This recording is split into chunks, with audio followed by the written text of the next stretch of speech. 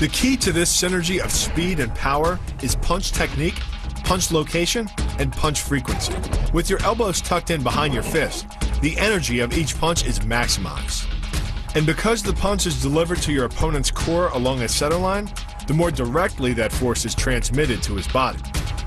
The effect is similar to that of continually slamming a battering ram against a door. No matter how strong, it can only sustain so many blows before it collapses.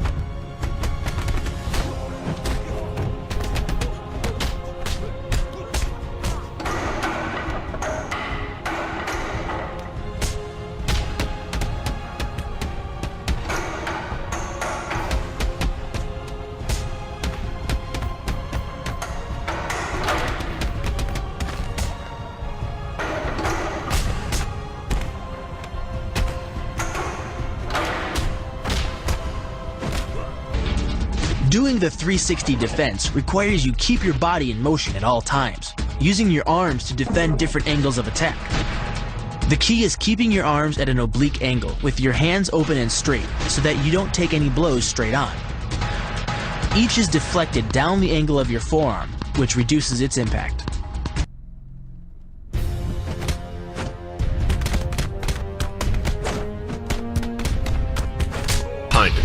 Powered by the running start and the most powerful muscles in the body, the quadriceps, the initial kick lands at 15 miles per hour.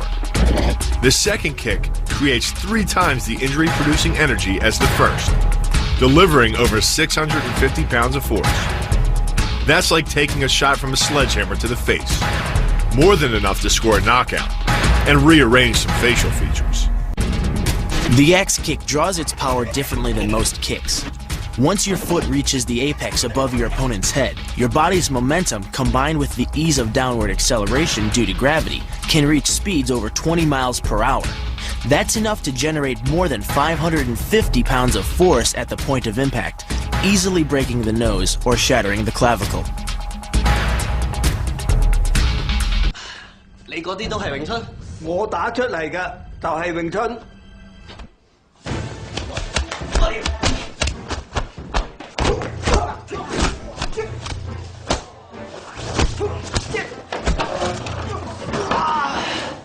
The move is difficult but devastating. There's no opposing object to push against, so all the energy of the move must come from the momentum of the leap and the acceleration of the kick. The snapping motion of the lower leg functions much like a coiled spring.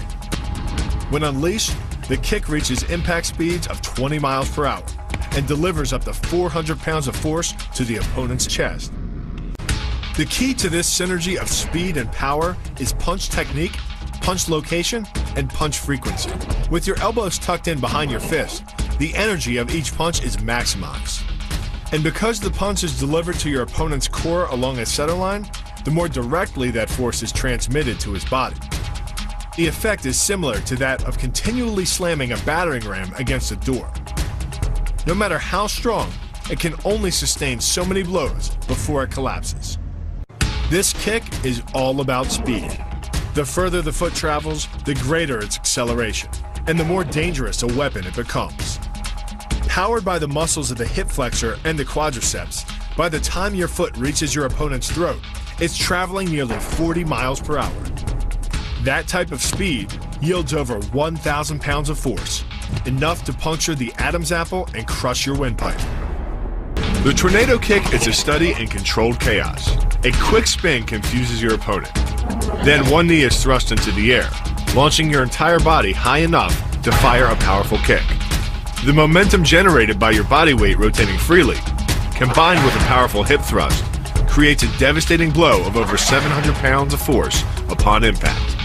More than enough to permanently damage the hyaline cartilage that protects the larynx and spinal cord. Hold over your opponent. By wrapping up his striking leg at the upper thigh, you've placed your opponent in what's called conditional stability. If he remains stationary, he could technically maintain his balance indefinitely. But by driving him backward and initiating a sweep of his other leg, you've added 2 destabilizing factors, and the loose center of gravity simply cannot hold. The power of this move comes from the spin.